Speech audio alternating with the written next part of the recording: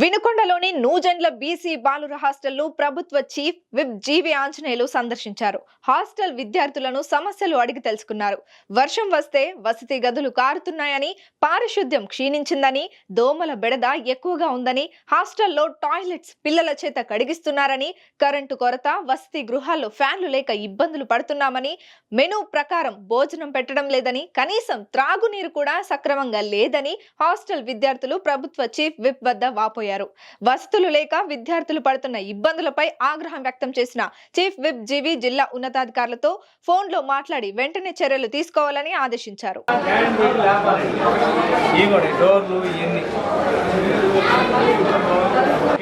బల్బులు వేయాలా, అక్కడ ప్యానల్ మార్చాలా, రూమ్ లో పిల్లలకు షాక్ కొడితే ఏంటి, ఎవరు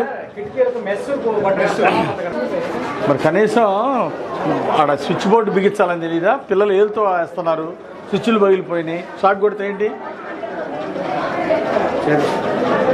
మొత్తం బూజులు దులిపి మళ్ళీ తహసీల్దార్ గారు వస్తారు, మళ్ళీ నేను వస్తా. రేపు నుండి మొత్తం బూజులు దులిపి మొత్తం చేయండి. ఏమండి, ఇక్కడ నూజెండ్లలో ఇచ్చిన మంచాలు ఆటం లేదు, ఆ బోర్డులు స్విచ్ బోర్డులన్నీ పగిలిపోయినాయి, లైట్లు లేవు, బాత్రూమ్స్ లేవు,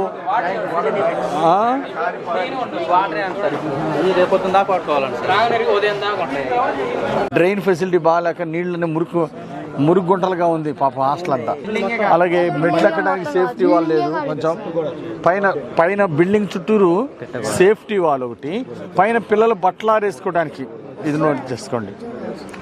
పిల్లలు బట్టలు ఆరేసుకోవడానికి మోడర్న్ అరేంజ్మెంట్స్ చేస్తే పైన చుట్టూరు కాంపౌండ్ వాల్ లాగా పైన బిల్డింగ్ మీద కూడా కడితే, పైన బిల్డింగ్ మీద పారాపిట్ వాళ్ళు, మెట్లు ఎక్కడానికి పారాపిట్ వాళ్ళు కొంచెం ఉంది, బట్టలు వేసుకోవడానికి మోడర్న్ అరేంజ్మెంట్స్, ఆ వాటర్ ట్యాంకు, ఈ రిపేర్లు, అట్లాగే ఏం చేయాలో దానికి మొత్తం చక్కటి ఎస్టిమేట్స్ ఇవ్వండి. ఓకే, థ్యాంక్ యూ అండి.